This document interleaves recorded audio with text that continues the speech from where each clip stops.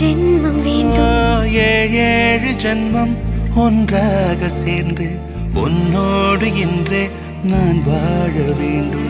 காலம்